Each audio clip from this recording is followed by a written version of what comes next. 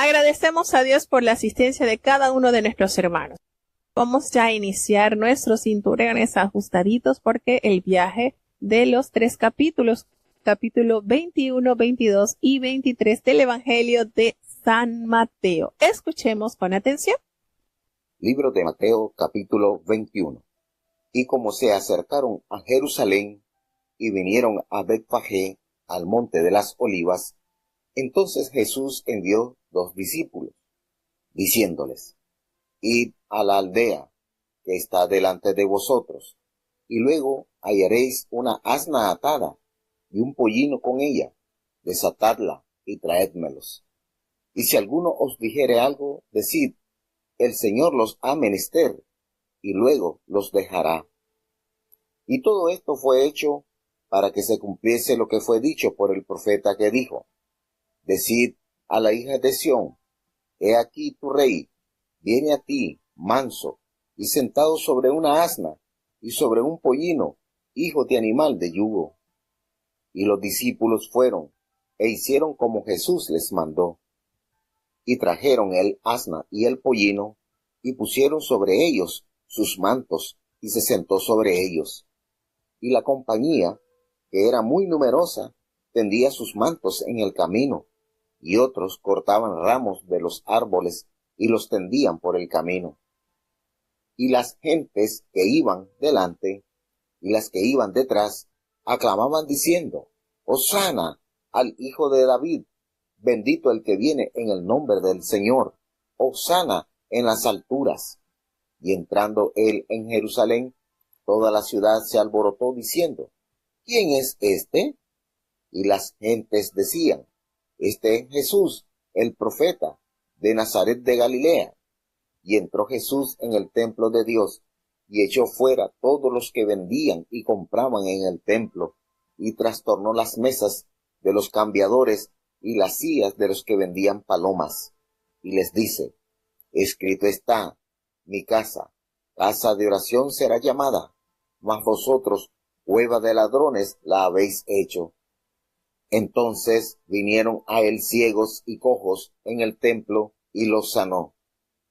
Mas los príncipes de los sacerdotes y los escribas, viendo las maravillas que hacía, y a los muchachos aclamando en el templo y diciendo: Hosana al Hijo de David, se indignaron, y le dijeron: ¿oyes lo que éstos dicen? Y Jesús les dice: sí, ¿nunca leísteis de la boca de los niños y de los que maman perfeccionasteis la alabanza? Y dejándolos, se salió fuera de la ciudad a Betania y posó allí. Y por la mañana, volviendo a la ciudad, tuvo hambre. Y viendo una higuera cerca del camino, vino a ella, y no halló nada en ella, sino hojas solamente. Y le dijo: nunca más para siempre nazca de ti fruto. Y luego se secó la higuera. Y viendo esto, los discípulos, maravillados, decían: ¿cómo se secó luego la higuera? Y respondiendo Jesús les dijo: de cierto os digo, que si tuviereis fe, y no dudareis, no solo haréis esto de la higuera, mas si a este monte dijereis: quítate y échate en la mar, será hecho. Y todo lo que pidiereis en oración, creyendo, lo recibiréis. Y como vino al templo, llegáronse a él, cuando estaba enseñando, los príncipes de los sacerdotes y los ancianos del pueblo, diciendo: ¿con qué autoridad haces esto? ¿Y quién te dio esta autoridad? Y respondiendo Jesús les dijo: yo también os preguntaré una palabra, la cual si me dijereis, también yo os diré con qué autoridad hago esto. El bautismo de Juan, ¿de dónde era? ¿Del cielo o de los hombres? Ellos entonces pensaron entre sí diciendo: si dijéremos del cielo, nos dirá: ¿por qué pues no le creísteis? Y si dijéremos de los hombres, tememos al pueblo, porque todos tienen a Juan por profeta. Y respondiendo a Jesús dijeron: no sabemos. Y él también les dijo: ni yo os digo con qué autoridad hago esto. Mas, ¿qué os parece? Un hombre tenía 2 hijos, y llegando al primero le dijo: hijo, ve hoy a trabajar en mi viña. Y respondiendo él, dijo, no quiero. Mas después, arrepentido, fue. Y llegando al otro, le dijo de la misma manera. Y respondiendo él, dijo, yo, Señor, voy, y no fue. ¿Cuál de los dos hizo la voluntad de su padre? Dicen ellos, el primero. Díceles Jesús, de cierto os digo, que los publicanos y las rameras os van delante al reino de Dios. Porque vino a vosotros Juan en camino de justicia, y no le creísteis, y los publicanos y las rameras le creyeron, y vosotros, viendo esto, no os arrepentisteis después para creerle. Oíd otra parábola. Fue un hombre, padre de familia, el cual plantó una viña, y la cercó de vallado, y cavó en ella un lagar, y edificó una torre, y la dio a renta a labradores, y se partió lejos. Y cuando se acercó el tiempo de los frutos, envió sus siervos a los labradores, para que recibiesen sus frutos. Mas los labradores, tomando a los siervos, al uno hirieron, y al otro mataron, y al otro apedrearon. Envió de nuevo otros siervos, más que los primeros, e hicieron con ellos de la misma manera. Y a la postre les envió su hijo, diciendo, tendrán respeto a mi hijo. Mas los labradores, viendo al hijo, dijeron entre sí, este es el heredero, venid, matémosle, y tomemos su heredad.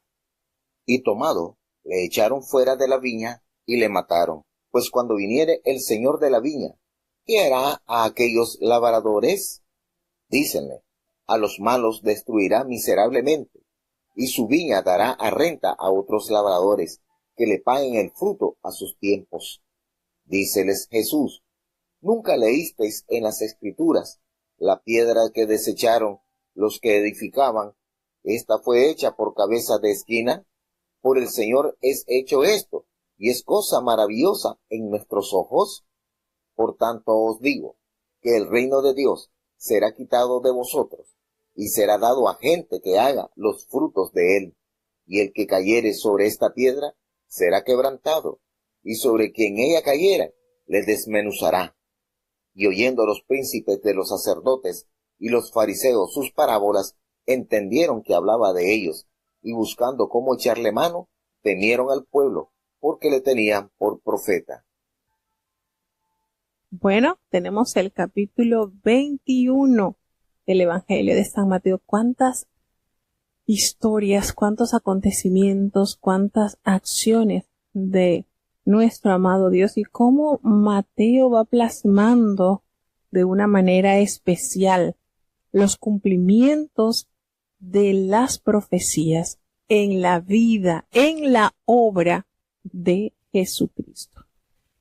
Sucede algo maravilloso acá, pues se acercan a Jerusalén. Ya el Señor había anunciado en reiteradas oportunidades a sus discípulos que le era necesario ir a Jerusalén y que allí Él iba a ser también tomado por los ancianos del pueblo, por los fariseos, por la élite religiosa de Israel, y que lo sería para cumplimiento de las profecías, así como sería condenado y también sería humillado, pero que a pesar de todo eso, lo que le harían y la muerte que le contraería, él al tercer día resucitaría. Y todo esto ya los discípulos estaban en ambiente, ya el Señor los estaba preparando para que cuando esto sucediera, ellos entendieran que había sido previamente anunciado. Y resulta que ellos se acercaron a Jerusalén y vinieron entonces a Betfagé, y allí en el monte de los olivos, precisamente en ese monte, donde el Señor asciende al cielo. Ahí Jesús envió a 2 de sus discípulos.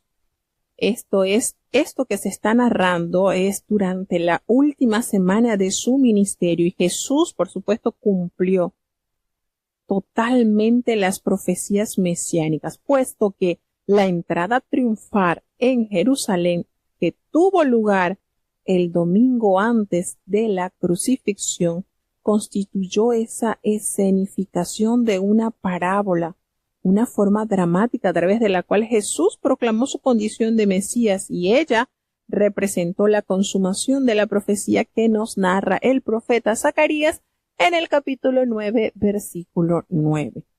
Hasta sus más mínimos detalles los encontramos en estas profecías. Es maravilloso tener esta armonía de los cumplimientos proféticos en la vida de nuestro amado el Señor. Y nos damos cuenta entonces que Él le insta a estos dos discípulos que fuesen a la aldea que estaba enfrente de ellos y que allí precisamente iban a encontrar una asna atada y al lado un pollino que estaría con ella, que lo desataran y que se los trajeran, el asna y el pollino, y que si alguien les preguntara, ellos respondieran: el Señor los necesita y luego Él los enviará. Todo esto, relata Mateo, aconteció con el fino cumplimiento de lo que fue anunciado por boca del profeta Zacarías, cuando toma inmediatamente el versículo y recuerda: decid a la hija de Sión. ¿Quién es la hija de Sión? Pues Jerusalén. He aquí tu rey viene a ti, manso y sentado sobre una asna, sobre un pollino, hijo de animal de carga. Qué hermosa esta profecía y qué característica resalta el profeta al etiquetar a nuestro Dios amado como manso, una humildad considerada no pretenciosa, gentil, suave, mansa.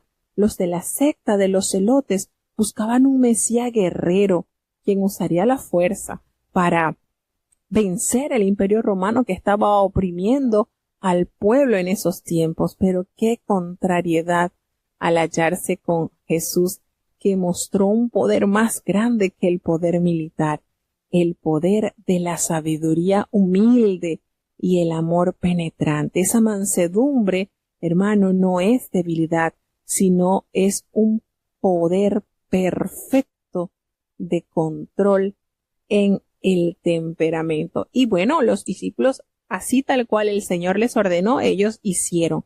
Se fueron y trajeron esa asna y ese pollino y pusieron entonces sobre ellos sus mantos, y Él se sentó encima. Y aquella multitud era tan numerosa, relata Mateo, que ellos tendían sus mantos en el camino, y otros cortaban ramas de los árboles y las tendían en el camino. Fíjense que estos es como los súbditos de un rey que le rinden homenaje, colocando alfombra para que camine o para que pasee sobre ella. Y esto fue la alfombra que el Señor recibió, no una alfombra roja como uno está acostumbrado a colocársele a las grandes celebridades, a las personas de renombre. La alfombra del Señor fueron mantos, fueron ramas, fue algo tan natural y tan sencillo, algo que no tuvo preparación previa, pero allí hubo ese gozo, a tal punto que la gente que iba delante de él y los que iban detrás estaban aclamando y expresando de una manera celestial la expresión que detalla el Salmo 118, versículo 26, por supuesto. Hosana al Hijo de David, bendito el que viene en el nombre del Señor, hosana en las alturas. Y esto se expresó por boca de todas estas personas que entendieron y que vieron en el humilde hijo del carpintero una magna humildad, sencillez y poder que brotaba de él. Cuando él entró en Jerusalén, toda la ciudad se conmovió. Imagínese esta expresión. Qué lindo, ¿verdad? En esta expresión hosana, que significa salve. Eso significa la palabra hosana. Y era más que un grito de aclamación, equivalía al ruego de un pueblo oprimido a su Salvador. Era un pueblo que estaba oprimido y que dirigía esta solicitud a Jesucristo nuestro Salvador para que éste le diera la completa libertad. Más tarde se convirtió en una exclamación de alabanza. Recordemos que en el Salmo 118, el versículo 26 y 26, 25 y 26, del cual fue tomada esta frase, es mesiánico. Por lo tanto, la gente estaba públicamente reconociendo a Jesús como el Mesías. Y ese verbo conmover se utiliza pues a menudo cuando ocurre un terremoto, que se muestra un acontecimiento dramático. Aquí, la llegada de Jesús causó una gran conmoción, fue un remover, fue algo que revolucionó ese día. La gente decía, cuando Jesús entró en Jerusalén, toda la ciudad se conmovió y decían, ¿y quién es este? Y las mismas personas que escuchaban decían, este es Jesús, el profeta de Nazaret de Galilea. Qué momento de conexión el pueblo con su rey. Y una vez culminado el ingreso a Jerusalén, el Señor se dirige al templo. ¿Y cuál fue la sorpresa?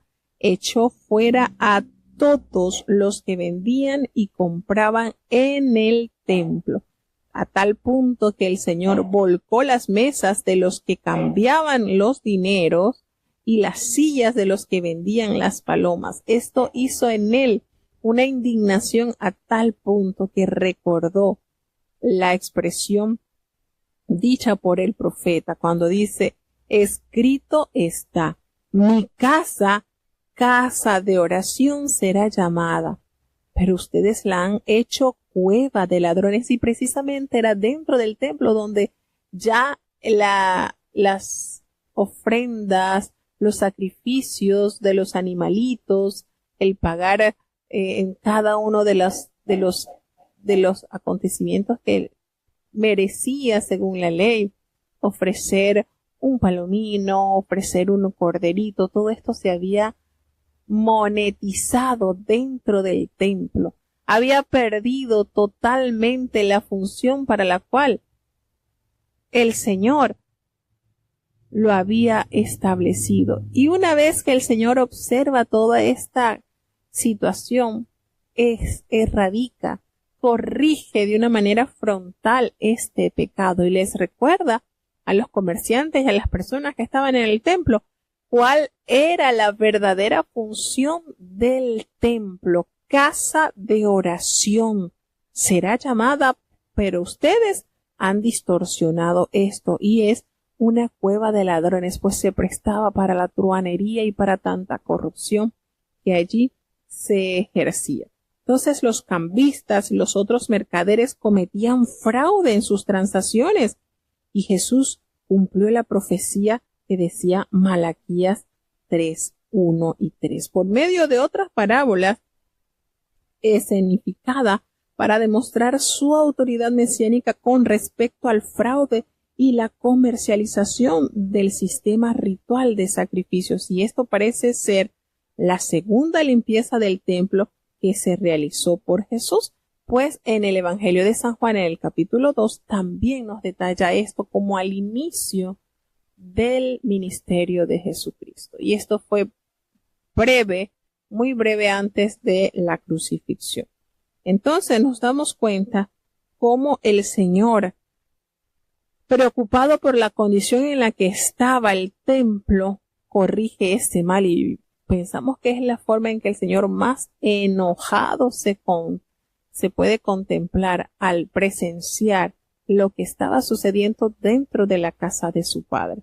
Pero esto, por supuesto, generó gran enojo de los sacerdotes y de los escribas, viendo todas las maravillas que Jesús hacía y los muchachos que estaban aclamando en el templo precisamente, ya no solamente en la entrada triunfal, sino en el templo, y decían, Hosana al Hijo de David. Esto causó en la élite religiosa gran indignación, a tal punto que abordaron a Jesús y le preguntaron, oye, lo que estos dicen. Y Jesús les dice, sí, por supuesto, ¿nunca leísteis? Y le saca a la memoria el Salmo 8, versículo 2. de la boca de los niños, de los chiquitos y de los que maman, el Señor perfecciona su alabanza. El Señor toma estos pequeñitos que me están alabando. Allí hay pureza de labio y perfección de adoración. Y esto, por supuesto, echó mucha ira en el corazón de estos hombres. Y en respuesta a las críticas que estas poderosas exclamaciones de alabanza suscitaron, Jesús, por supuesto, trae a la memoria este salmo, el Salmo 8, y nos recuerda un gran secreto, hermanos. La alabanza perfeccionada producirá fortaleza. Ella es poderosa. Y en el momento mismo, cuando los escribas y los sacerdotes rechazaban a Jesús, estos niños se muestran cautivados por la significación plena de su persona, y a captar aquella revelación sobre el Señor, uno prorrumpe en alabanza audible y poderosa. Cuán reconfortante debió haber sido esto para Jesús mientras iniciaba su marcha hacia la cruz. Y dejándolos entonces allí, se fue a la ciudad de Betania y allí se quedó. Y resulta que a la mañana siguiente, volviendo él a la ciudad, él se encontró que tenía hambre. Y allí vio una higuera. Jesús parece que de repente en lo que nos narra este versículo, que podemos decir que Jesús se alojó en la casa de Marta, María y Lázaro, que precisamente estaba allí en Betania. Y él observa que hay una higuera cerca del camino y vino a ella, pero no halló en ella nada, solamente el follaje, las hojas solamente. Y el Señor, indignado por esto, le exclama: jamás nazca de ti fruto. ¿Y qué sucedió? Algo tremendo a los ojos de los discípulos. De inmediato la higuera se secó. Y en una higuera primero se forma el fruto y después aparecen las hojas. Tiene esa particularidad, y es verdad. Recuerdo que mi mamá llegó a tener esta planta, riquísimo el fruto, por supuesto, y tiene esta particularidad. En la higuera se forma primero ese fruto y la higuera no tiene flores. La higuera inmediatamente sale el fruto y entonces aparecen las hojas. Así que uno espera encontrar suficientes frutas en un árbol lleno de hojas, porque el tiempo de tener fruta ya había llegado.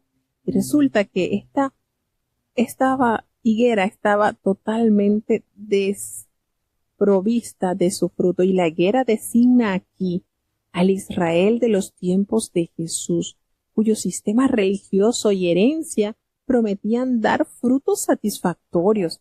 Así que el anatema se refería no solo a la higuera, sino a la nación de Israel, y es una parábola escenificada, es decir, es verdadera. El Señor se encontró realmente con este árbol, con esta planta, que mostraba exactamente el juicio que caería sobre la falsa decisión de Israel. La nación había hecho profesión de rectitud y manteniendo todas las formas extensas de la santidad, pero mientras decía creer en Dios, rechazaba al Hijo de Dios. Entonces nos damos cuenta la lección positiva que era necesario aprender sobre la higuera marchita, y es increíble el poder de la oración pronunciada con fe y convicción. ¿De acuerdo? Por supuesto, hay que anotar algo muy relevante: de acuerdo con la voluntad y los propósitos de Dios. Porque cuando esto sucede, los discípulos al ver esto se maravillaron y se preguntaban unos a otros: ¿cómo es esto que enseguida se secó la higuera? Y Jesús los aborda diciendo: si ustedes tuvieran fe, no dudaren, solo creyendo, no solamente van a hacer lo que yo hice con la higuera, sino aún van a decirle a este monte: quítate y échate en el mar, y así será hecho. Hermanos, qué manera el Señor de inyectarle a los discípulos esa fe, esa confianza plenamente en Él. Si ustedes tuvieran esa fe, ustedes van a decir a este monte, a este problema, a este obstáculo, a esta dificultad, que se quite y se lance al monte. El Señor echa todos nuestros pecados, toda nuestra maldad a lo profundo de la mar. Y todo, oígase este versículo, lo poderoso, todo lo que le pidiereis en oración, creyendo, lo recibiréis. Qué hermosa promesa de nuestro amado Señor. Todo, hermano, no algunas cosas. Pero yo le pido a Dios. Recordemos, todo lo que le pidamos al Señor, mientras, por supuesto, estemos nosotros de acuerdo con la voluntad y los propósitos de Dios. Recuerda entonces cuando él viene al templo, nuevamente los principales y los sacerdotes y todos los ancianos del pueblo, donde se supone que radicaba la sabiduría, el temor de las leyes y todo lo concerniente a la pureza y a la santidad del pueblo, estos dirigentes se acercaron a Jesús mientras él enseñaba. E indignados les preguntan, ¿con qué autoridad haces estas cosas? ¿Quién te dio esta autoridad?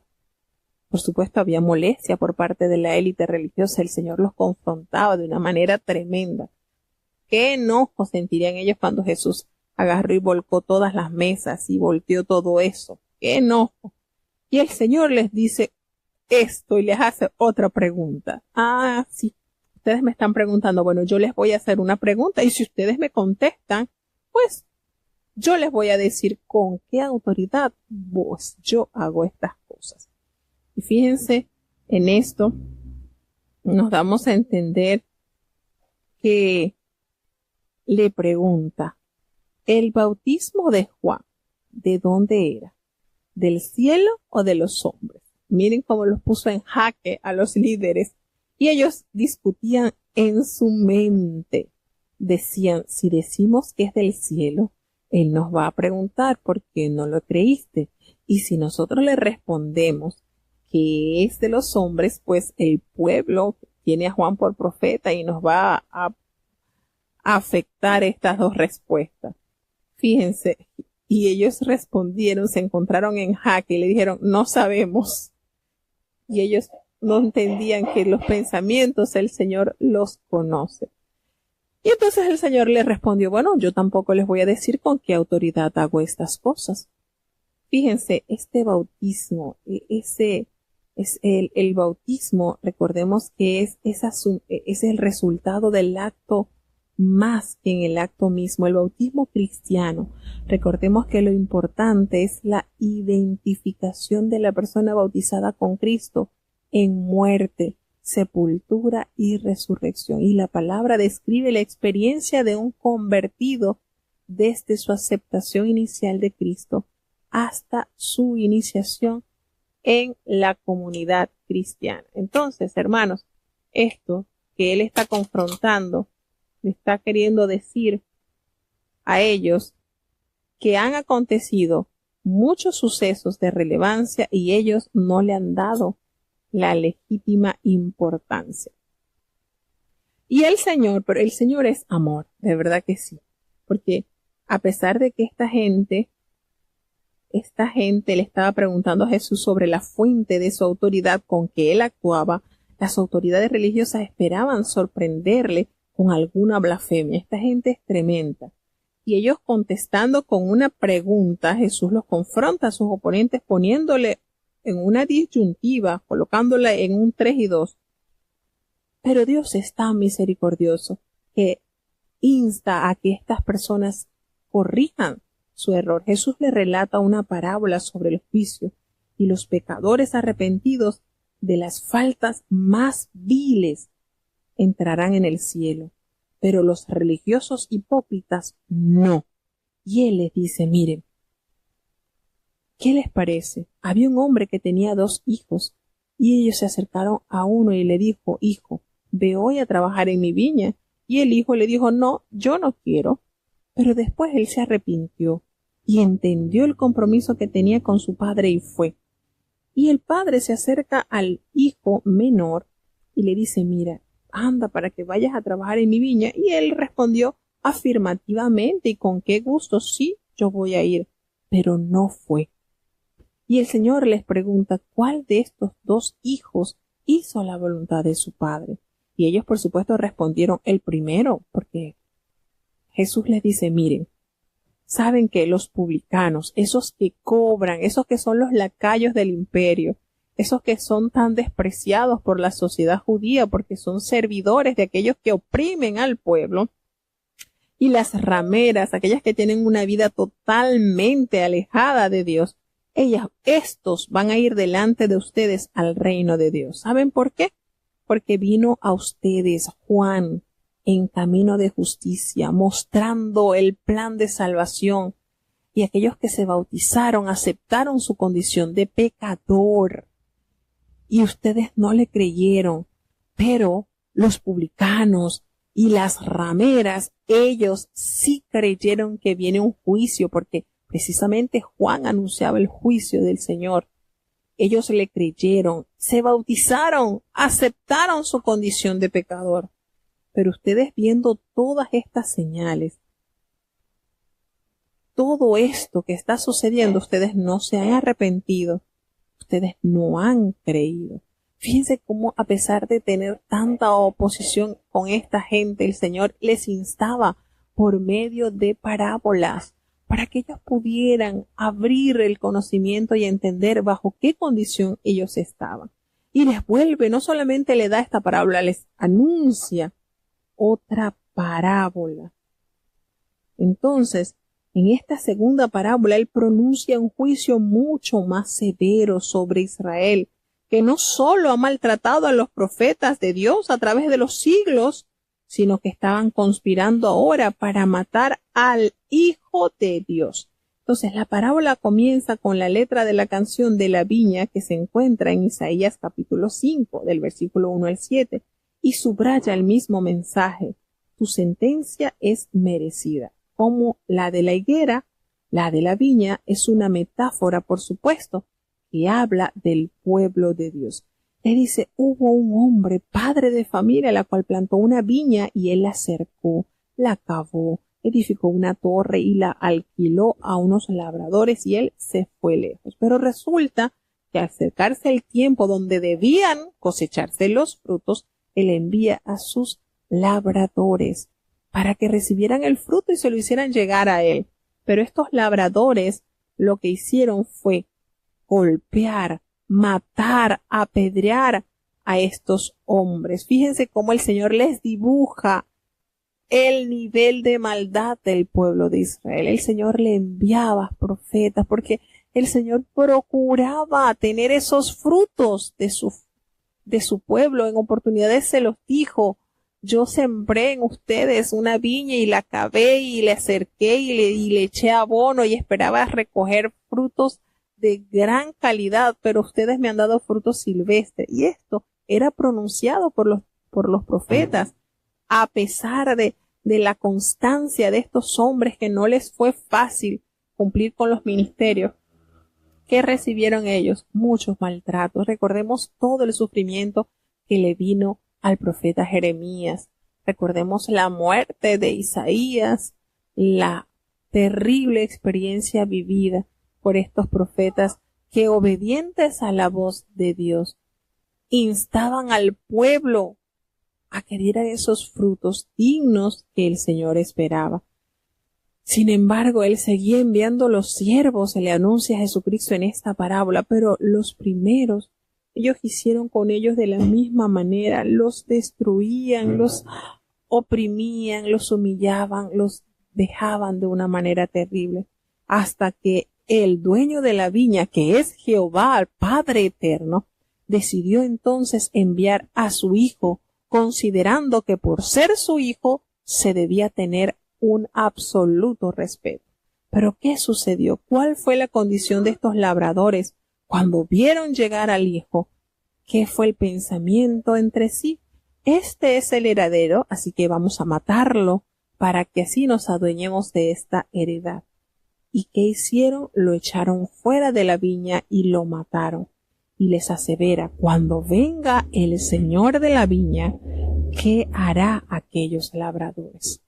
¿Cuál es la pregunta tan terrible ¿cuál será el resultado? Y ellos responden, a los malos destruirá sin misericordia y va a alquilar su viña a otros labradores que le paguen ese fruto a su tiempo.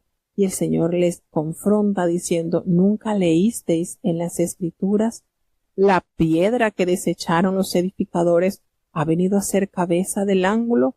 El Señor ha hecho esto y es cosa maravillosa a nuestros ojos.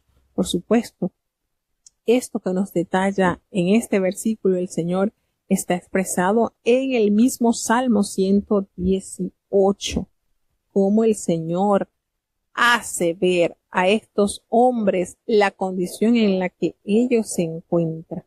Entonces, el Hijo de Dios, Jesús está utilizando esta fórmula para ocultar su identidad y su destino, y por supuesto, el rechazo y la muerte de Jesús fueron ordenados de lo alto y conduciría al triunfo y a la exaltación, como está profetizado en el Salmo 128. Entonces, el Señor les anuncia, os digo que el reino de Dios será quitado de vosotros y será dado a la gente que produzca fruto. Al rechazar a Jesús, ellos rechazaron el reino de Dios, que será dado a gente. Este término que se refiere a un nuevo pueblo, judíos y gentiles, que produzcan los frutos que Dios espera. Todo el que cayere en incredulidad será quebrantado sobre esa piedra, y todo el que trate de arrastrarla será hecho pedazos.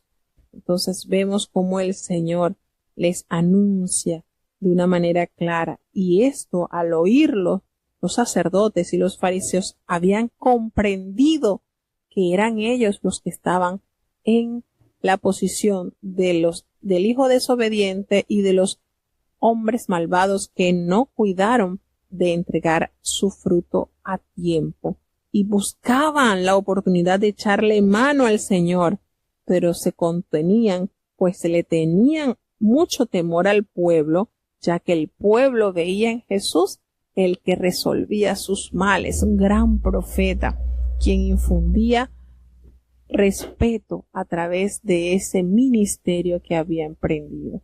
Así que lejos de ellos entenderlo para arrepentimiento, lo entendieron, ellos no estaban dispuestos a cambiar, sino a quitar a Jesús como el obstáculo para seguir viviendo una vida desatinada. Seguimos avanzando hacia el capítulo 22. Libro de Mateo, capítulo 22. Y respondiendo Jesús, les volvió a hablar en parábolas, diciendo, el reino de los cielos es semejante a un hombre rey que hizo bodas a su hijo, y envió sus siervos para que llamasen los llamados a las bodas, mas no quisieron venir. Volvió a enviar otros siervos, diciendo, decid a los llamados, he aquí mi comida y animales engordados son muertos, y todo está prevenido, venid a las bodas. Mas ellos no se cuidaron y se fueron, uno a su labranza, y otro a sus negocios, y otros, tomando a sus siervos, los afrentaron y los mataron. Y el rey, oyendo esto, se enojó, y enviando sus ejércitos, destruyó a aquellos homicidas, y puso fuego a su ciudad. Entonces dice a sus siervos, las bodas a la verdad están aparejadas, mas los que eran llamados no eran dignos. Id pues a las salidas de los caminos, y llamad a las bodas a cuantos hallareis. Y saliendo los siervos por los caminos, juntaron a todos los que hallaron, juntamente malos y buenos, y las bodas fueron llenas de convidados. Y entró el rey para ver los convidados, y vio allí un hombre no vestido de boda, y le dijo, amigo, ¿cómo entraste aquí no teniendo vestido de boda? Mas él cerró la boca. Entonces el rey dijo a los que servían, atado de pies y de manos, tomadle, y echadle en las tinieblas de afuera. Allí será el lloro y el crujir de dientes. Porque muchos son llamados y pocos escogidos. Entonces Idos los fariseos, consultaron cómo le tomarían en alguna palabra. Y envían a él los discípulos de ellos con los herodianos, diciendo: Maestro, sabemos que eres amador de la verdad, y que enseñas con verdad el camino de Dios, y que no te curas de nadie, porque no tienes acepción de persona de hombres. Dinos pues, ¿qué te parece? ¿Es lícito dar tributo a César o no? Mas Jesús, entendida la malicia de ellos, les dice: ¿Por qué me tentáis, hipócritas? Mostradme la moneda del tributo. Y ellos le presentaron un denario. Entonces les dice: ¿Cuya es esta figura? ¿Y lo que está encima escrito? Dícenle: de César. Y díceles: Pagad pues a César lo que es de César, y a Dios lo que es de Dios. Y oyendo esto, se maravillaron, y dejándole, se fueron. Aquel día llegaron a él los saduceos, que dicen no haber resurrección, y le preguntaron, diciendo: Maestro, Moisés dijo: si alguno muriere sin hijos, su hermano se casará con su mujer, y despertará simiente a su hermano. Fueron pues entre nosotros 7 hermanos, y el primero tomó mujer y murió, y no teniendo generación, dejó su mujer a su hermano. De la misma manera también el segundo, y el tercero, hasta los 7. Y después de todos murió también la mujer. En la resurrección, pues, ¿de cuál de los 7 será ella mujer? Porque todos la tuvieron. Entonces respondiendo Jesús les dijo: erráis ignorando las Escrituras y el poder de Dios. Porque en la resurrección ni los hombres tomarán mujeres, ni las mujeres maridos, mas son como los ángeles de Dios en el cielo. Y de la resurrección de los muertos, ¿no habéis leído lo que os he dicho por Dios, que dice: yo soy el Dios de Abraham, y el Dios de Isaac, y el Dios de Jacob? Dios no es Dios de muertos, sino de vivos. Y oyendo esto, las gentes estaban atónitas de su doctrina. Entonces los fariseos, oyendo que había cerrado la boca a los saduceos, se juntaron a una. Y preguntó uno de ellos, intérprete de la ley, tentándole y diciendo: Maestro, ¿cuál es el mandamiento grande en la ley? Y Jesús le dijo: amarás al Señor tu Dios de todo tu corazón, y de toda tu alma, y de toda tu mente. Este es el primero y el grande mandamiento. Y el segundo es semejante a este: amarás a tu prójimo como a ti mismo. De estos 2 mandamientos depende toda la ley y los profetas. Y estando juntos los fariseos, Jesús les preguntó, diciendo: ¿qué os parece del Cristo? ¿De quién es hijo? Dícenle: de David. Él les dice: pues cómo David en espíritu le llama Señor, diciendo: dijo el Señor a mi Señor, siéntate a mi diestra, entre tanto que pongo tus enemigos por estrado de tus pies. Pues si David le llama Señor, ¿cómo es su hijo? Y nadie le podía responder palabra, ni osó alguno desde aquel día preguntarle más. Oh, de verdad que el Señor le tocó serio con esta gente, y parece mentira, pero los mismos detractores, los principales detractores de su ministerio, eran realmente lo más favorecido, porque el pueblo de Dios entendiera la verdad, abrazaran, restaurar, establecer esa fe genuina con el Padre, y eran los principales que le hacían daño. El Señor, en su amor y en su misericordia, en este capítulo continúa, por supuesto, la controversia del capítulo anterior. Jesús revela la culpa de Israel al rechazar la invitación de entrar en el reino. Y por supuesto, como resultado, la nación perdió el derecho de sus privilegios y será testigo de la destrucción de Jerusalén cuando le dice, ¿verdad? La destrucción de Jerusalén marcó históricamente el fin de Israel por un extenso tiempo, podemos decir, porque Israel sigue existiendo como evidencia clara de la existencia de Dios, y el propósito redentor de Dios sería llevado a cabo entre los gentiles hasta que se complete la era de estos, como lo vamos a leer en la carta a los Romanos y en el libro del Evangelio de San Lucas. Nos damos cuenta acá que el Señor les responde, le dice, mire, les vuelve a plasmar, les vuelve a dibujar esta parábola. Le dice, el reino de los cielos es semejante a un rey que hizo fiesta de boda para su hijo. ¿Y quién es el hijo? Por supuesto Jesucristo. ¿Y quién es el rey? Por supuesto Dios eterno, Padre.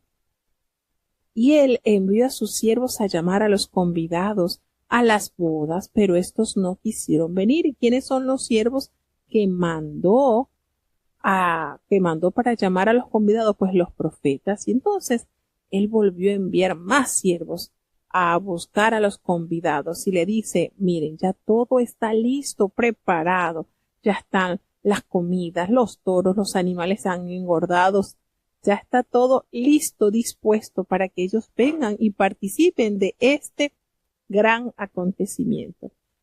Pero aquellos que fueron convidados no hicieron caso, les fue indiferente y tomaron cada uno su rumbo. Uno se fue a la labranza y otro a sus negocios y otros fueron peores porque tomaron a los siervos que envió el padre, el rey, y los afrentaron y los mataron. Fíjense los niveles de maldad manifestada acá. ¿Qué hizo el rey cuando escuchó todo esto? Cuando se dio cuenta de todo lo que han hecho con su personal, con el personal que estaba más bien para venir gozoso y contento porque ya las personas habían aceptado esta invitación, se enojó tanto que enviando sus ejércitos destruyó a aquellos homicidas y quemó su ciudad. ¿Qué les parece? ¿Esto sucedió? Sí, esto sucedió en el año 70 después de Cristo. Esto sucedió, lamentablemente. Fue destruida la ciudad y como consecuencia de esta inapetencia espiritual el pueblo cae en castigo. Entonces el Señor no se quedó allí tranquilo. El Señor le dijo, bueno, ellos me rechazaron, pero ya las bodas están preparadas, listas. Así que estos que fuimos a invitar no eran dignos. Miren qué conclusión. No importa, van a salir allí a las salidas de los caminos y van a llamar a todo caminante, a todo que esté a su paso lo van a convidar. Y efectivamente los siervos lo hicieron así. Salieron por los caminos y juntaron a todos los que hallaron allí, tanto buenos como malos. Fíjense esto. Y las bodas fueron llenas de convidados. Y cuando el rey entró para ver a todos los convidados, los que habían entonces aceptado este llamado, vio allí a un hombre que estaba de una manera inadecuada.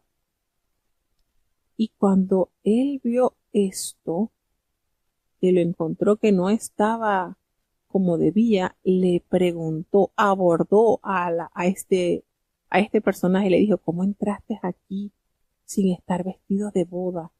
Pero él, que estaba de una manera inadecuada, no respondió palabra. Entonces el rey le dijo a todos los que servían, sácame a este hombre, átenlo de pies y manos y échenlo fuera en las tinieblas.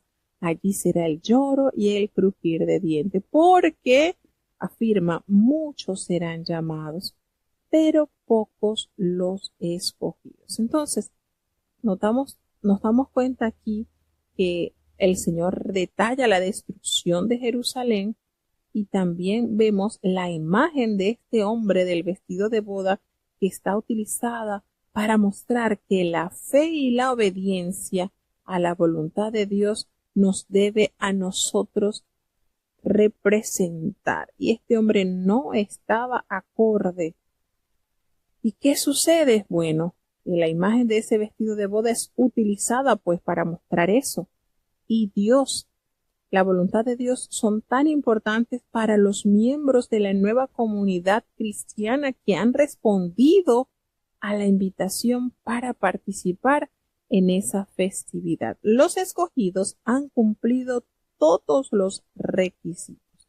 Entonces nos damos cuenta cómo a través de esta parábola el Señor ilustra y profetiza la catástrofe que también vendría en los siguientes años a la nación de Israel. Estas constantes parábolas que les daba el Señor para darles a conocer a ellos el estatus terrible en que estaban, hacía enojar muchísimo, a tal punto, hermanos, que es preocupante, pero los fariseos y los saduceos no se llevaban bien, y los herodianos tampoco, pero el sentimiento que los unió a ellos fue destruir a Jesús. Y miren cómo es el mal de terrible, que se unieron, se confabulaban, dejaron afuera sus diferencias religiosas, su creencia, con el único propósito de reunir fuerzas, pensamientos e idear planes para destruir al Señor. Entonces se fueron los fariseos y consultaron allí cómo vamos a sorprenderlo en alguna palabra que lo podamos tomar desprevenido. Y enviaron a los discípulos de ellos a los herodianos. Fíjense. Ellos le decían, maestro, fíjense, le decían maestro cuando ellos eran pura hipocresía lo que pronunciaba, era de la boca para afuera. Sabemos que eres amante de la verdad. ¡Cuánta falsedad! Esto se le llama lisonjero. Eran totalmente lisonjeros, mentirosos, y que enseñas con verdad el camino de Dios, y que no te cuidas de nadie, porque tú no miras la apariencia de los hombres. Dinos, ¿qué te parece? ¿Es lícito dar tributo a César o no? Y me encantó la respuesta del Señor, porque de verdad que el Señor era frontal. Pero Jesús, que conocía tanto su corazón y sus pensamientos, sabiendo la malicia que en ellos estaba desbordándose, les dijo, ¿por qué me tentáis? Hipócritas. De verdad que el Señor, como dicen por ahí popularmente, no andaba con mucho adorno. Recordemos que la popularidad de Jesús hacía enojar a las autoridades religiosas, que siempre procuraban tenderle una trampa y desacreditarlo ante la gente a fin de justificar la muerte que ya estaban planificando. Los herodianos eran un partido político judío que favorecía la continuación de la dinastía de Herodes. Por eso se llamaban herodianos, porque favorecían el gobierno romano en tierra israelita, aunque ellos y los fariseos eran enemigos naturales. Las dos facciones se unieron en oposición común para destruir a Jesús. Ellos entendieron que une y vencerás, y estaban así. Si Jesús contestaba sí, es lícito dar tributo a César, y Jesús decía sí, perdía el favor del pueblo, por supuesto. Miren la cascarita de mango que le colocó esta gente. Ellos, por supuesto, esa respuesta desfavorecía a Jesús ante el pueblo, porque el pueblo odiaba la dominación de Roma. Y si Jesús contestaba no, sus enemigos lo acusarían de traidor ante las autoridades romanas. Entonces, ¿qué manera de sabiduría manifestada por el Hijo de Dios? Y el Señor le dice, ustedes me tientan, hipócritas, mírenselos así de frente. Y les dice, muéstrenme una moneda del tributo, porque era precisamente, ella era el tributo lo que ellos estaban preguntando. Y ellos le presentaron allí un denario. Y Jesús le dijo, ¿de quién es esta imagen y la inscripción? Y ellos respondieron, pues es de César. Y qué sabiduría. El Señor le dice, pues dad a César lo que es de César y a Dios lo que es de Dios. Es decir, cumplir con el deber hacia el otro, dar lo que es debido, devolver lo que se debe dar. Y cuando esta gente, este público malvado, escuchó, vieron qué manera el Señor, hermanos, de darle una lección de vida a esta gente, estos se maravillaron y no les quedó otra cosa, quedaron desarmados, se tuvieron que ir.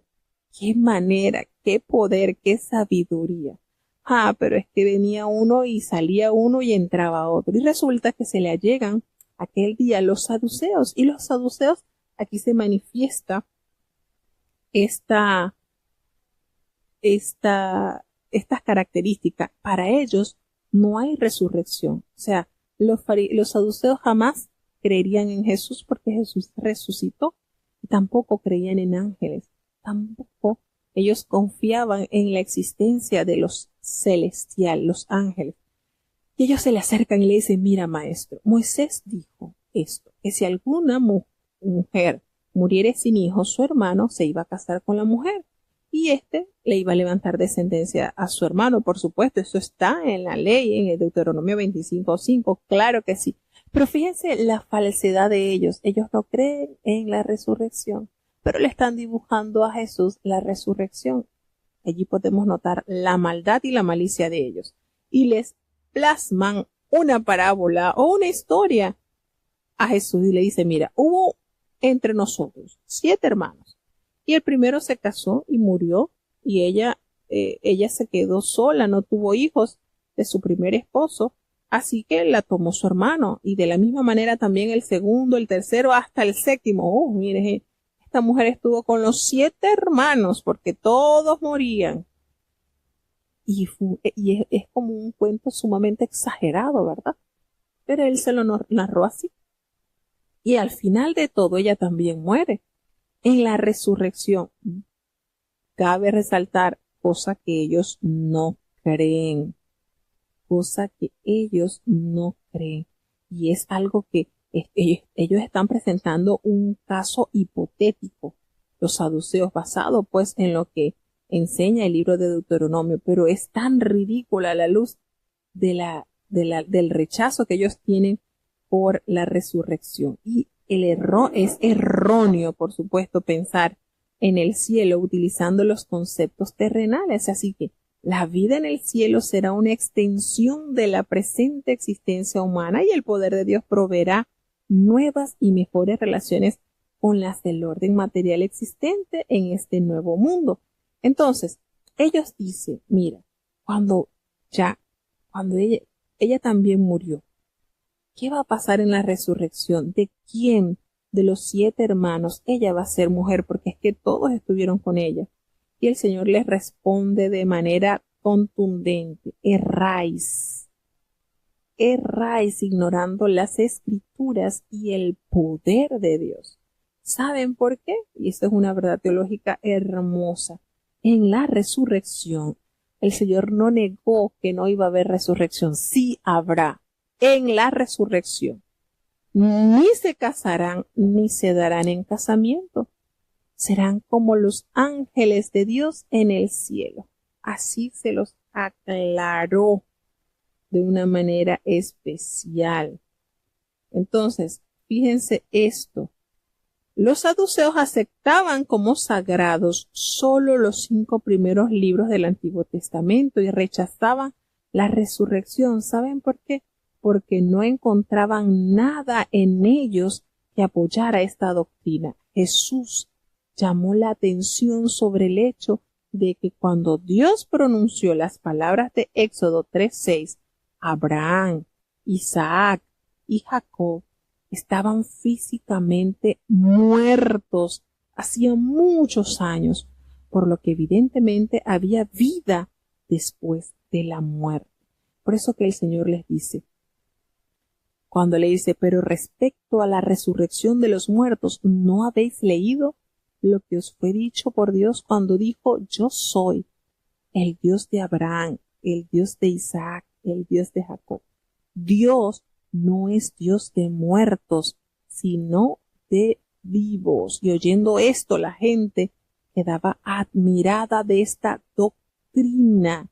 Fíjense cómo el Señor, de una manera especial, evidencia vida después de la muerte. Entonces, el Señor le dice, ahora fíjense, ya habían pasado por los herodianos, habían llegado los saduceos, ahora vienen los escribas que se turnaban. Estaban los fariseos oyendo que había hecho callar a los saduceos, se juntaron a una. Y uno de ellos, que es intérprete de la ley, le preguntó, para tentarle, por supuesto ese era su mayor hobby, Maestro, ¿cuál es el gran mandamiento en la ley? Y Jesús les dijo, amarás al Señor tu Dios con todo tu corazón y con toda tu alma y con toda tu mente. Esto está en el libro de Deuteronomio capítulo 6, versículo 5. Y hace la fundación. Este es el primero y grande mandamiento. Y el segundo es semejante a este: amarás a tu prójimo como a ti mismo. De estos dos depende toda la ley y los profetas. Son las dos bases, las dos columnas donde reposa la obediencia a Dios. No podemos decir que amamos a Dios sin cumplir su voluntad, y precisamente los mandamientos es la voluntad de Dios sobre los hombres en la tierra. Entonces, nos damos cuenta, el código moral de los fariseos consistía en una incontable de disposiciones y regulaciones, demasiadas reglas, demasiadas normas, y Jesús resumió todas las obligaciones morales en estas palabras: amarás. Y esto expresaba en ambas direcciones, hacia Dios y el prójimo. Y la cita, por supuesto, y esto tomará este texto conocido de lo que se debía hacer, cómo se debía vivir. Y el Señor les hace una pregunta. Cuando estos se juntaron, Jesús les preguntó diciendo: ¿qué piensan ustedes del Cristo? ¿De quién es hijo él? Y ellos a una voz le respondieron: de David. Y él le dice: si es así, ¿cómo David le llama en el Espíritu al Señor diciendo? Y le cita este salmo.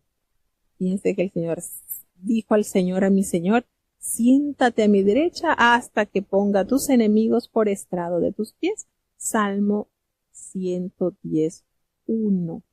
Porque si David le llama al Señor como es su hijo, y al hacerle esta pregunta nadie le podía responder palabra, ni siquiera osaron desde allí a preguntarle más, no pudieron.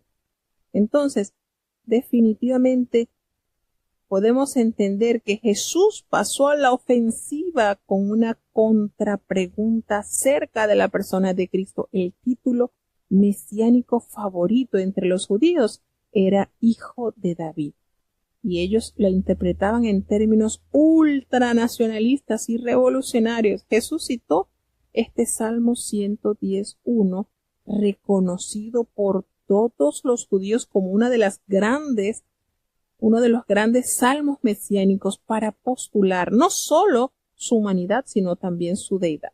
Entonces, la lógica de su interpretación de la Escritura confundió completamente a sus enemigos.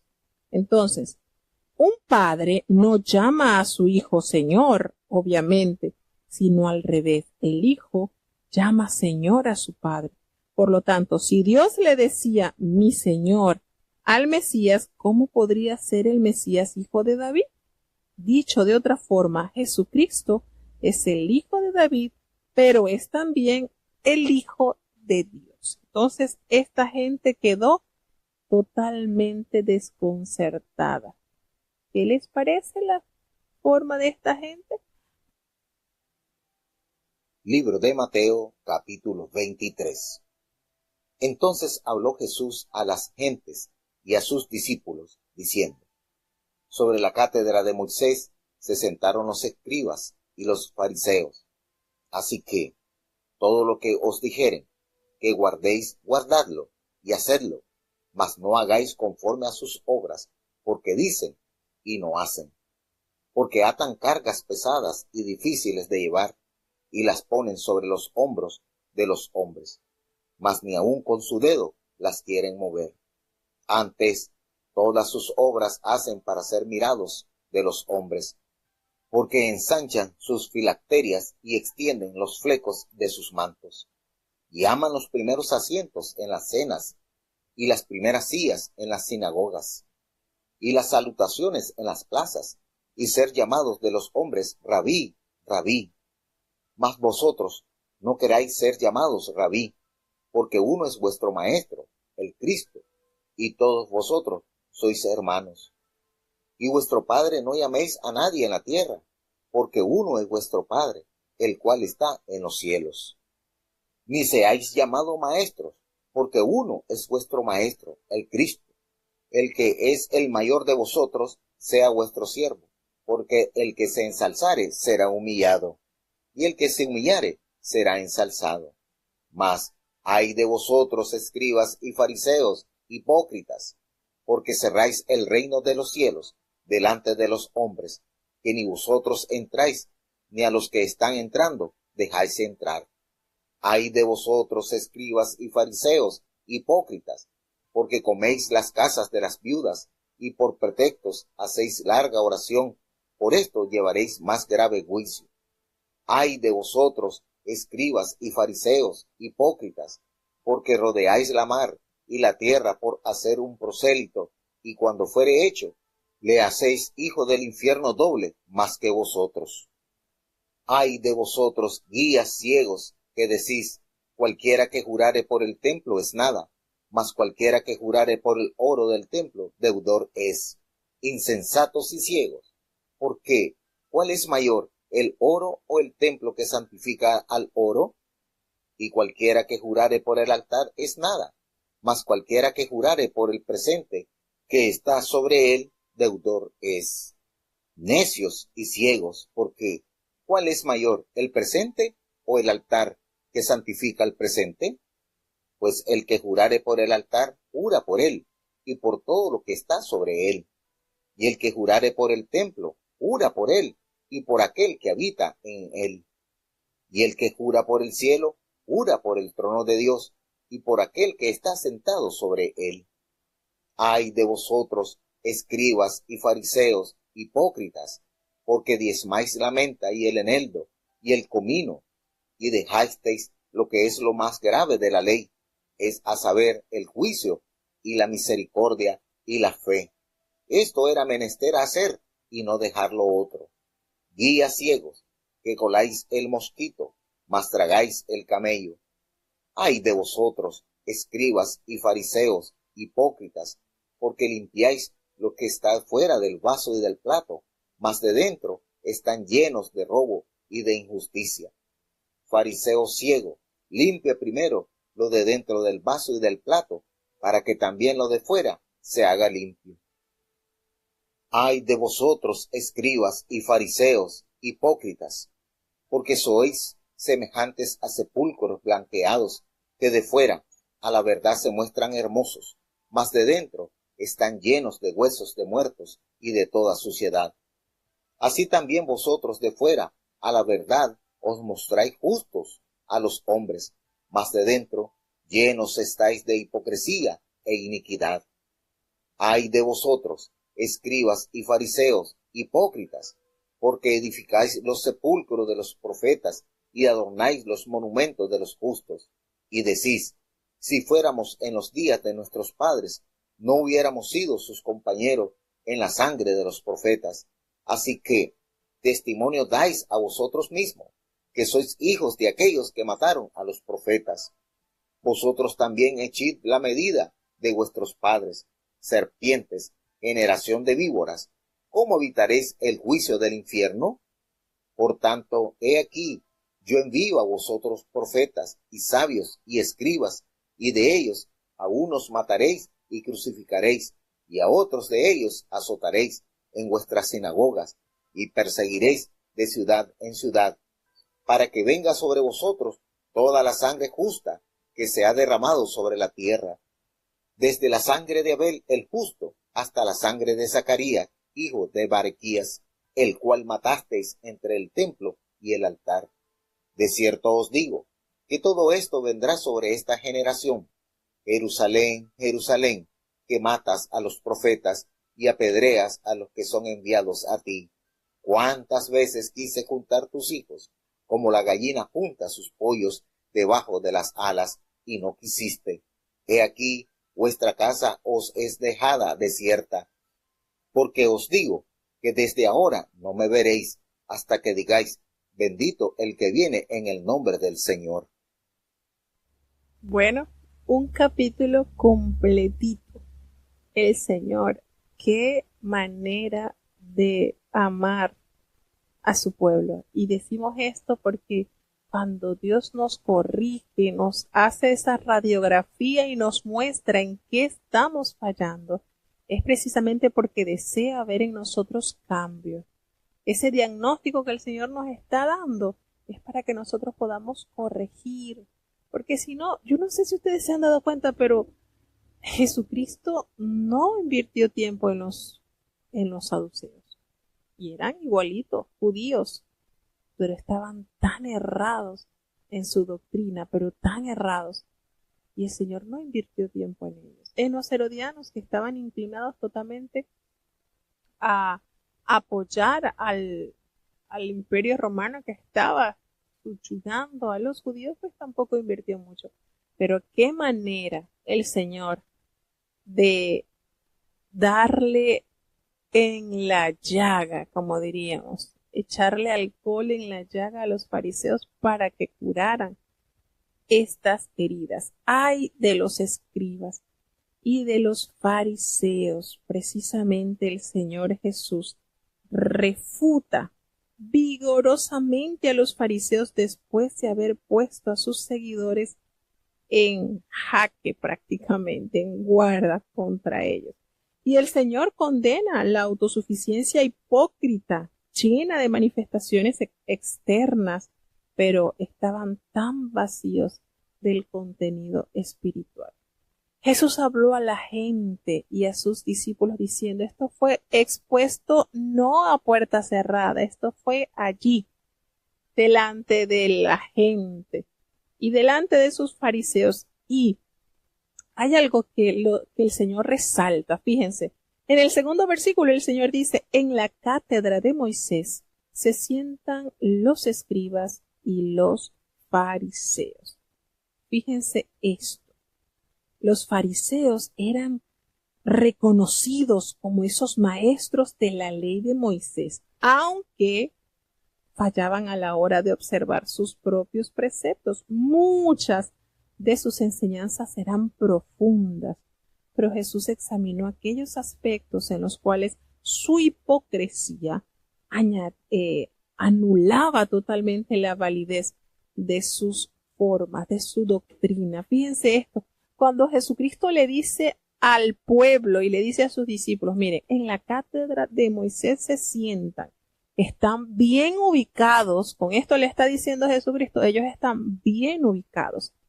Y no solamente aquí les resalta la ubicación teológica, la ubicación de estos hombres. Y le resalta aún más cuando el Señor le dice, así que, como esta gente sabe dónde debe estar, todo, fíjense cómo el Señor le dice, así que todo lo que les digan que guarden, guárdenlo. No les dijo al pueblo, no tienen que guardar nada porque yo abolí toda la ley.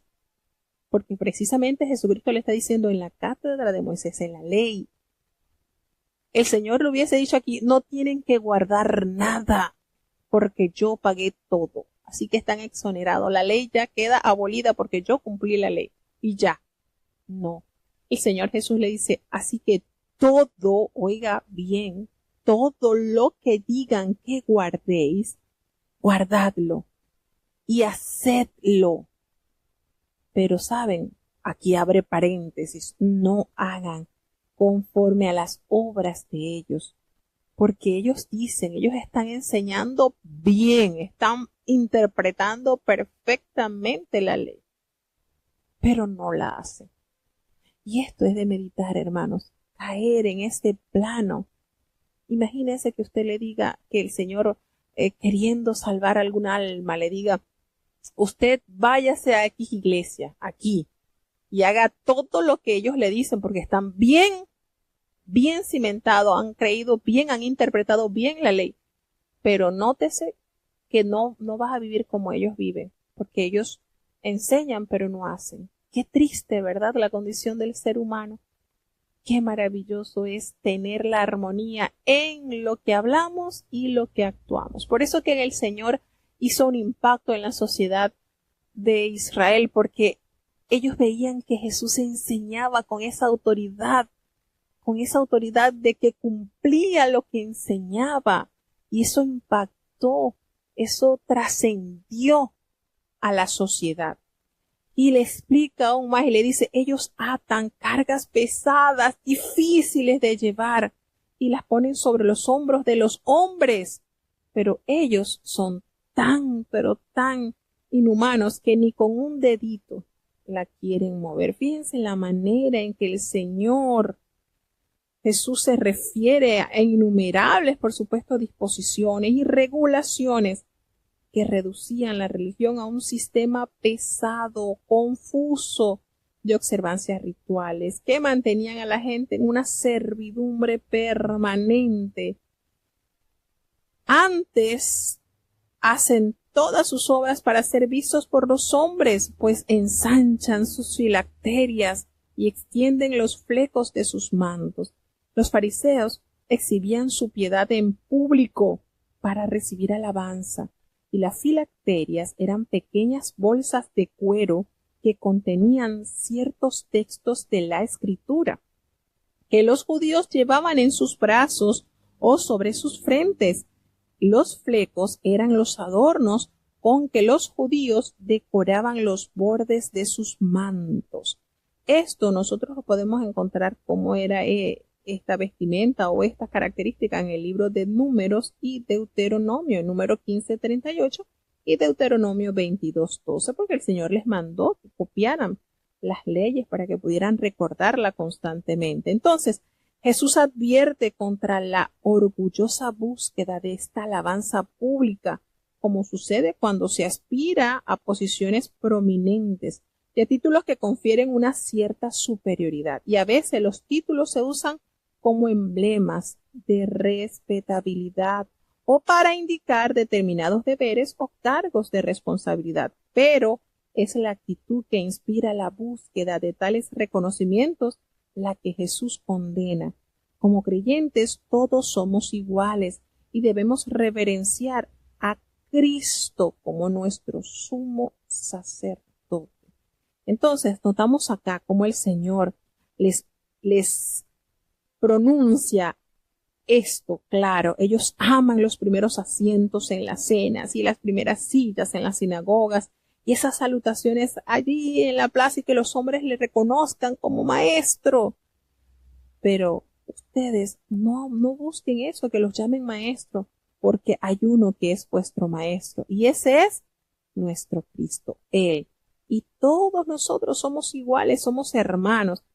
Y a nadie debemos de llamar Padre en la tierra, dice Jesús, porque hay uno que es nuestro Padre y precisamente lo pronunciamos en la oración perfecta. Padre nuestro, no seáis llamados maestros, porque uno solo es vuestro maestro. Lo repite nuevamente en el versículo 10, es el Cristo. Entonces Jesús lanza una serie de 8 demoledores denuncias al imputar a los fariseos determinados actos de hipocresía.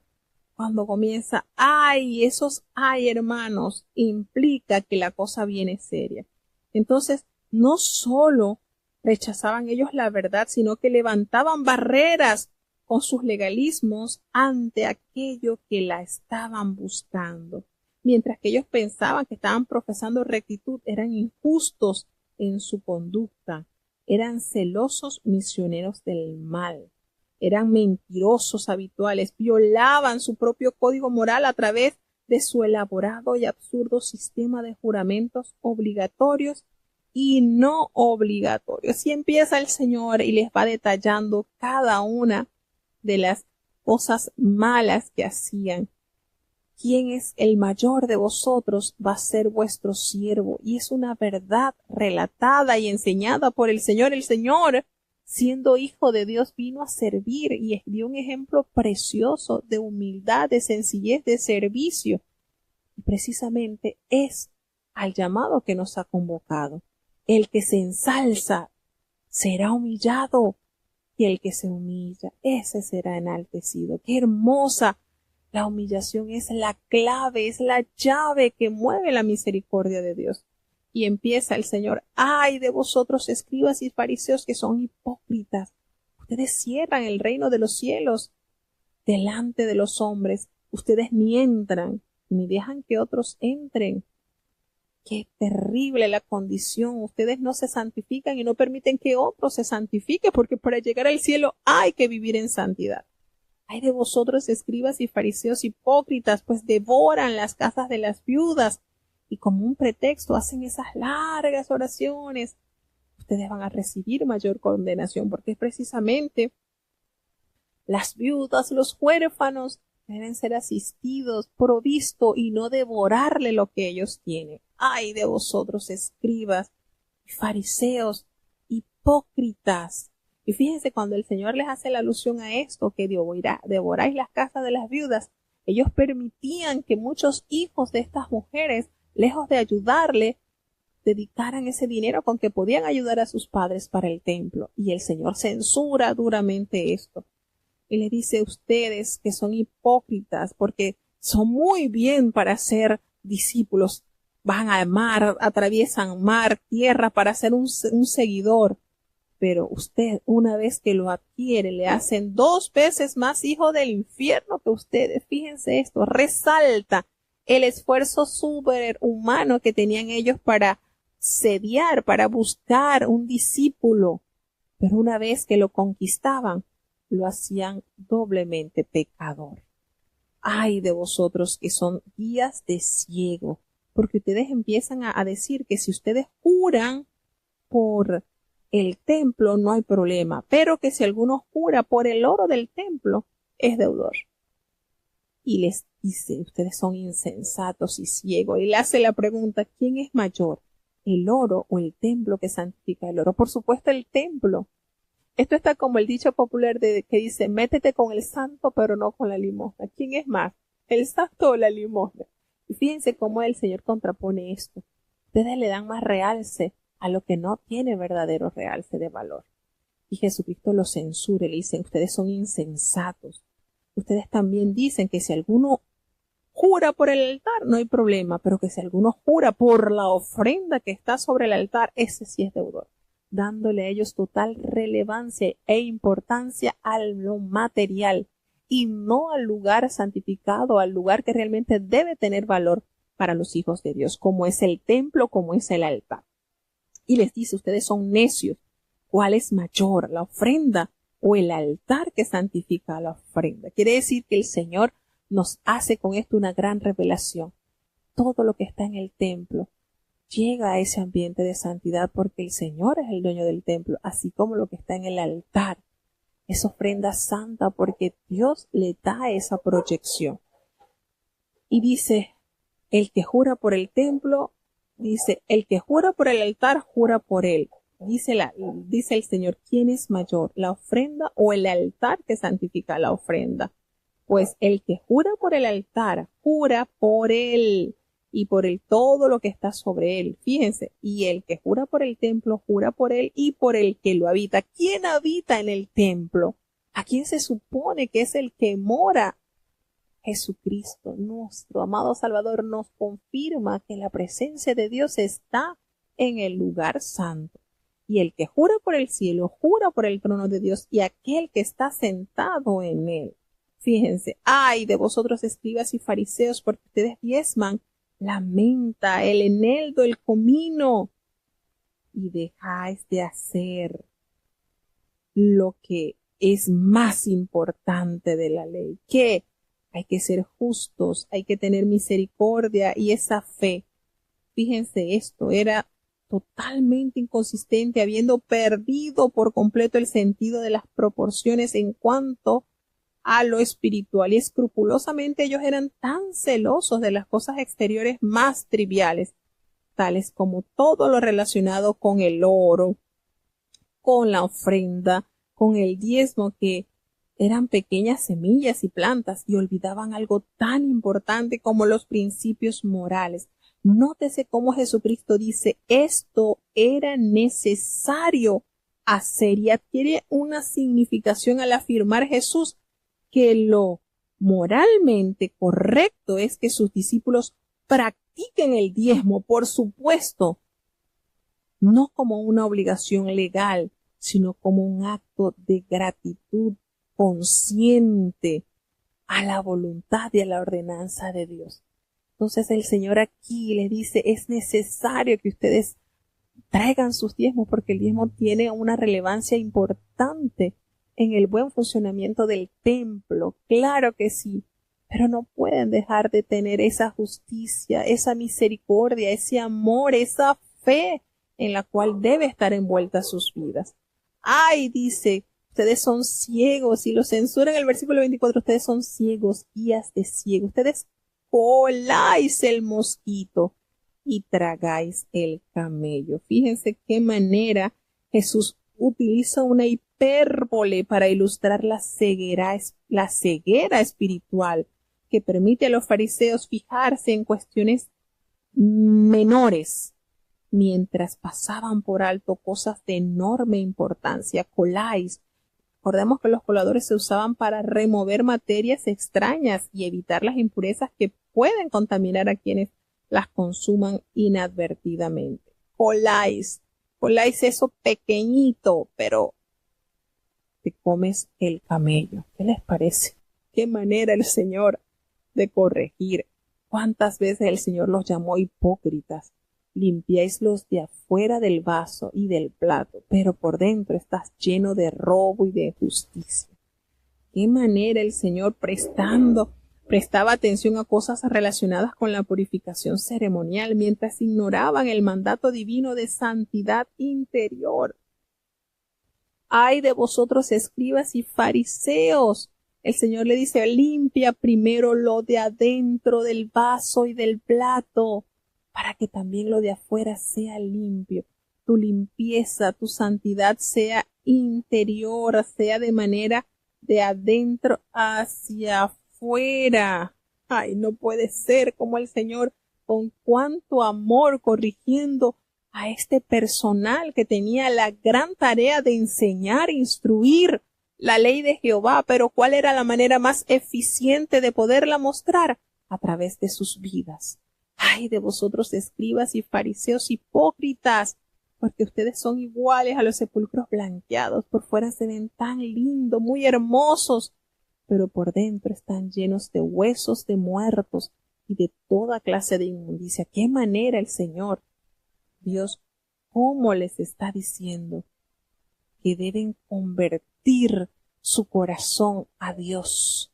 La pureza es algo que nace en el corazón y se extiende a modo que pueda palparse. Así también ustedes se ven tan lindos por fuera y se muestran como justos, pero ustedes están llenos de toda hipocresía e iniquidad. Escribas y fariseos hipócritas, ustedes se levantan a edificar los sepulcros de aquellos profetas que fueron asesinados y los adornan, los monumentos de los justos, y ustedes dicen a voz en cuello, si nosotros hubiésemos vivido en los días de nuestros padres que hicieron estas atrocidades, esto jamás hubiese pasado. Y le dice el Señor, ustedes son cómplices en la sangre de los profetas. Así que ustedes dan testimonio contra ustedes mismos que son hijos precisamente de aquellos que mataron a los profetas. Qué manera el Señor de llevar esta gente que parecían extremadamente rectos, pero en su interior eran moralmente corrompidos. Al llamarlos sepulcros blanqueados, el lenguaje era fuerte, por supuesto, y todavía en la Palestina de hoy se blanquean las tumbas y sirve para identificarlas y no tropezar con ellas accidentalmente e incurrir así con una profanación ritual. Fíjense la manera en que el Señor les llama. Ellos se engañaban a ellos mismos y ellos reclamaban falsamente una rectitud ante sus antecesores, aunque levantaban monumentos a los profetas que sus padres habían asesinado. Ellos mismos conspiraban para matar al Hijo de Dios. Por eso sufrirían mayor condena. Entonces Jesús pronuncia una severa advertencia sobre el juicio que pendía sobre la nación. La profecía de Jesús se cumplió con la destrucción de Jerusalén. Recordemos en el año 70 después de Cristo, toda la sangre de los justos derramada desde la primera víctima que fue Abel, como lo encontramos en Génesis 4:8, hasta la última, Zacarías, que será reclamada por Israel. Y esto, por supuesto, han rechazado al rey, así que el Señor los abandona a su propia suerte. Nos damos cuenta que Jesús ofrece una nota de esperanza al referirse a su glorioso retorno, cuando será reconocido como el Rey. Qué manera el Señor de corregir a su pueblo. Y le dice, Jerusalén, Jerusalén, que matas a los profetas. Fíjense cómo lo conjuga en tiempo presente. No le dice que mataste a los profetas, no, que matas a los profetas y apedreas a los que te son enviados. Qué manera el Señor. Yo me imagino a Jesucristo llorando, expresando esto. ¿Cuántas veces quise juntar a tus hijos como la gallina junta sus polluelos debajo de sus alas y no quisisteis?